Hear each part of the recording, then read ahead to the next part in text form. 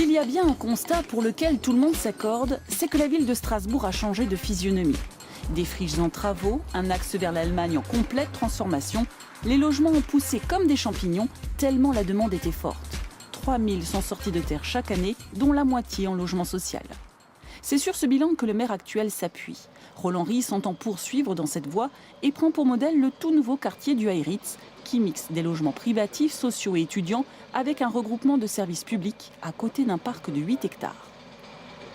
On est toujours sur cette même logique, effectivement, de lutter contre ce que les spécialistes appellent la prolifération urbaine, c'est-à-dire les lotissements à 10, 15, 20 km de Strasbourg, avec toutes les conséquences en termes de pollution, de consommation d'énergie et de stress aussi. Certes, on avait 17 500 demandes de logement social en instance en 2008.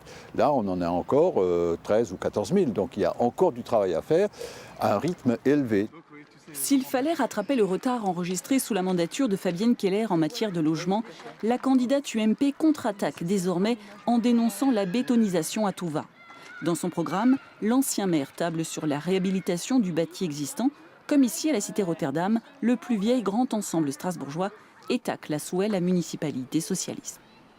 Elle a construit des cités que moi-même j'ai démolies au Neuhof, c'est-à-dire des cités sans âme, sans espace de jeu pour les enfants, sans équilibre entre le bâti et les lieux à vivre, les lieux partagés, sans gestion non plus des stationnements et des cheminements.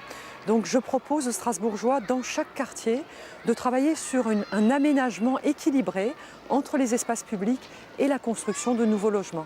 Regardez-moi cet environnement agréable, n'est-ce pas? La pollution, le bruit, la bétonisation, pas d'espace vert, pas de pare-bruit, rien.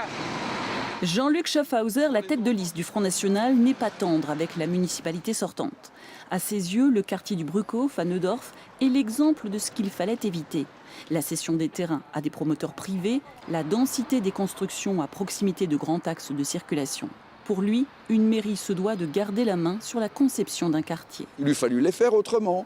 On les fait en régie propre, on les conçoit nous-mêmes et puis on les fabrique nous-mêmes pour les vendre à prix coûtant. Nous ne faisons pas de bénéfices. Eh bien ça ouvre une perspective pour beaucoup de gens qui peuvent se porter acquéreurs à des prix autour de 1 500, 2 000 euros le mètre carré. L'écologiste Alain Yound était adjoint en charge de l'urbanisme. Il assume le bilan de Roland Ries. Mais après l'urgence de construire, il axe maintenant son programme sur la rénovation thermique et la remise en état de logements vacants, 3000 pour les 6 prochaines années sur les 9000 que compte la ville. Si nous n'intervenons pas, on ne pourra plus rien en faire. Et donc, on est dans la Cruteno, à côté des écoles, à côté des transports collectifs, à côté des services publics. Et si on veut que le droit au logement soit vraiment une réponse, on est en plein dedans. Entre le souhait de maîtriser les coûts et les espaces, chaque candidat devra de toute manière répondre à une demande toujours très forte de logement dans la ville.